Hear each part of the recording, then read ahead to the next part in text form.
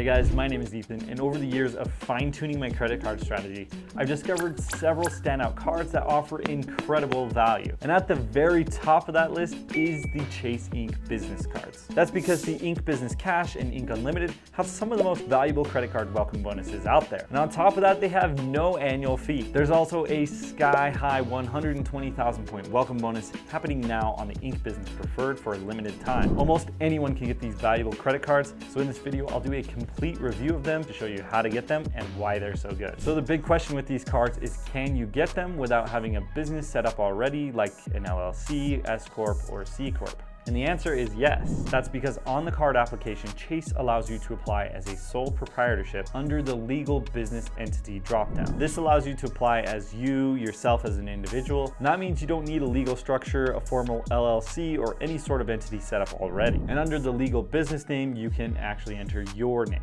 Additionally, when you're asked for the business EIN, you can simply hit the drop down and select SSN, since again, you're applying as an individual. You are eligible for these cards if you make any money outside of a regular job, even if it's just occasionally. And it could be from things like driving for Uber, Lyft, or DoorDash, mowing lawns, babysitting, pet sitting, selling things on Facebook Marketplace or eBay, or literally any sort of side hustle. And this can even include projects that aren't yet making money, but that you hope to someday, such as a book, blog, podcast, or YouTube channel. So get creative, because as you'll see, these cards are extremely valuable and are worth applying for. So the three Ink cards that people most often find valuable are the Ink Business Cash, Ink Business Unlimited, and the Ink Business Preferred. There is one more Ink card, the Ink Business Premier, which is a great card specifically for business owners with high spend. But unfortunately, because its rewards can't be shared with other cards, it eliminates a lot of the upside that the other cards have. And so we'll focus on comparing the other three Ink cards side by side. By the way, if you're a business owner and you spend large amounts, or you just want help optimizing your setup in general,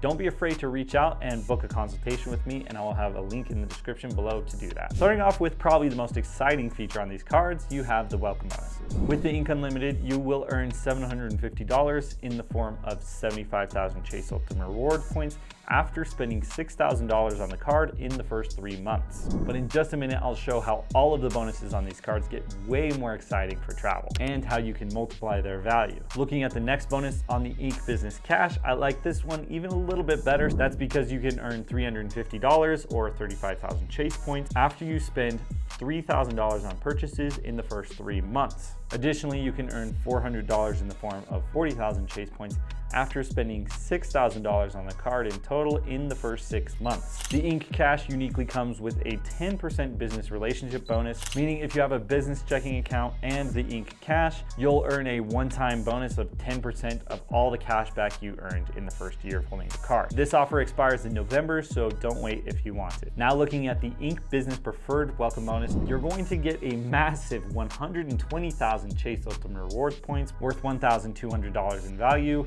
after you spend $8,000 on the card in the first 3 months. That breaks down to about $2,700 in spend per month during the bonus, which is high for a lot of people, and that is a downside of this bonus. But to me, the value of this bonus vastly outweighs the $95 annual fee on this card, and you can even get rid of that annual fee in year 2 by simply downgrading it to a card with no annual fee. Links are in the description if you want to apply for these or any other cards, and using those links supports my channel for free, and thank you so much to all of you who do use my links. Moving on to how much you'll actually earn with these cards, we'll look at the earning categories, starting off with the Ink Unlimited. The Ink Unlimited earns an unlimited 1.5% back on everything, as well as 5 points per dollar spent on Lyft rides through March 2025. To me, these categories are decent, but definitely not fantastic. Looking at the Ink Cash, you're going to be able to earn 5% back on office supply stores, on internet, phone, and cable services, on up to $25,000 spent per year. You also earn 2% back on the first $25,000 spent in combined purchases at gas stations and restaurants, and 1% back on everything else. And you also get the same 5% back on Lyft rides, just like the Ink Business Unlimited. I like these earning categories quite a bit, and if you know how to use them, there is quite a bit of upside, especially that 5% back at office supply stores. And finally, moving on to the Ink Business Preferred, you're going to earn 3 points per dollar spent on shipping purchases, advertising with social media sites and search engines, internet, cable, and phone services, and 3x on travel. This is limited to the first 100 $150,000 spent on these cards each year. And after that, you'll drop down to the 1% back on everything else that you earn with all other categories. I really like these categories. The 3x on travel is fantastic, for example,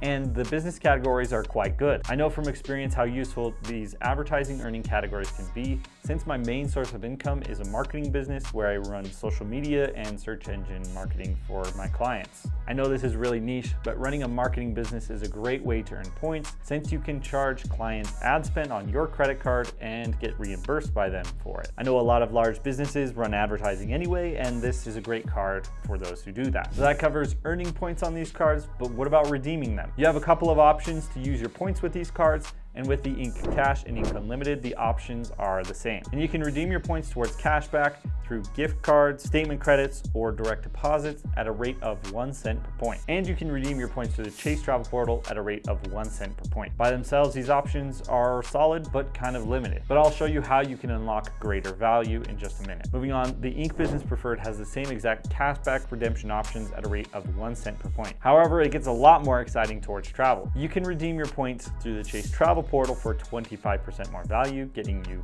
1.25 cents per point. However, it gets even better when you transfer your points to Chase's hotel and airline travel partners. Chase has a great list of travel partners that you can transfer your points to, and you can transfer your points at a 1-to-1 ratio to airlines like Air Canada, Air France, British Airways, United, and Virgin Atlantic, and hotels like Hyatt, Marriott, and IHG. This can significantly increase the value of your points, and a lot of people value Chase points at 2 cents per point because of this. I'll show you some real examples on how to do this, but first you should know that 2 very popular personal Chase credit cards allow you to do this as well: the Chase Sapphire Preferred and the Chase Sapphire Reserve. And if you have any Chase credit cards that earn Chase points, then they can be combined with either the Chase Sapphire Preferred, Chase Sapphire Reserve, or Ink Business Preferred and transferred to travel partners. Which means by getting any of those 3 cards, you can unlock the ability to transfer points from the Ink Cash and the Ink Unlimited, creating another redemption option for those cards and potentially doubling their value, taking the bonus, for example, from $750 in value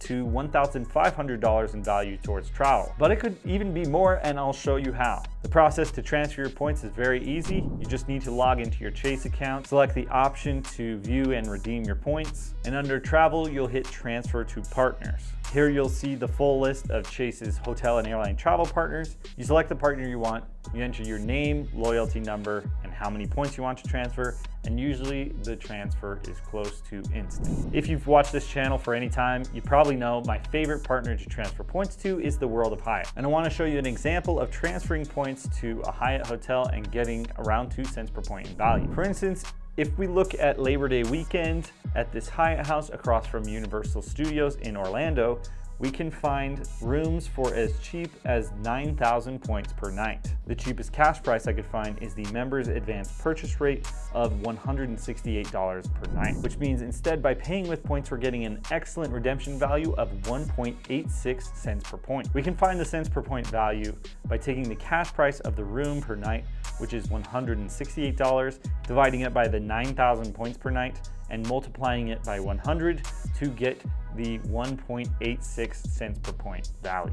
Calculating this number is the easiest way to see if you're getting a good value for your points, and in this case it shows us we're getting 86% more value than we would have by simply redeeming it for cashback and paying the cash price of the hotel. This whole process can be applied to most Hyatt properties to get a value greater than 1 cent per point, which is one reason that I love Hyatt so much. I say most Hyatt properties because Hyatt recently added a large collection of Mr. and Mrs. Smith properties that will not get you a very good redemption value. Always check, but in general, I wouldn't recommend redeeming your points for Mr. and Mrs. Smith properties. There's plenty more Hyatt examples to show you how you can get great value. For instance, looking at the Grand Hyatt Kauai in Hawaii, where the average room's cash price is $476 per night, or you can pay just 25,000 points, getting you around 2 cents per point in value. There's definitely more average values and lesser redemptions that could happen, but believe it or not, you can get even more than 2 cents per point in value for your Chase Ultimate Rewards, especially with business and first class flights, where you can sometimes get 3 to 5 or even 10 or more cents per point. An easy example of this is with business class flights flights to Europe through Air France. You can regularly find business class flights for 50,000 points per person, and those flights might sell for around $3,000 or more in cash. I did this recently and my family got over 5 cents per point in value. And that's why I say the redemption options on the Ink Business Preferred are especially good. Now, once you get one of the Ink Business cards, don't forget that you can currently get 40,000 points for referring other people, such as friends and family, to one of these Ink Business cards. And if you have a spouse, this can be a great way to earn even more points that you can pool together between the two of you. Now, knowing how valuable these cards are, you might be asking yourself if you can get all 3 of these Chase Ink Business cards. And the answer is absolutely yes, as long as you can meet the minimum spend requirements and as long as you can get approved. Chase does have some very specific application rules you should know, such as the Chase 524 rule. The Chase 524 rule says that you cannot get approved for a new Chase credit card if you have been approved for 5 or more personal credit cards from any issuer in the last 24 months. So basically, if you had more than 5 personal cards, you won't be able to get a Chase Ink card. However, if you've been approved for less than 5 personal cards in the last 24 months, you can get approved for any Ink Business card. And none of the Ink Business cards will add to your 524 status, meaning you can potentially get all 3 of them. However, Chase does have another rule, which is the 230 rule, that says you cannot get approved for more than 2 Chase credit cards in a 30-day period. And I would recommend waiting at least 1 to 3 months in between applications anyway. One last issue you might run into with Chase is they seem to have a soft rule where they only allow you to have 50% of your income in a credit limit with Chase.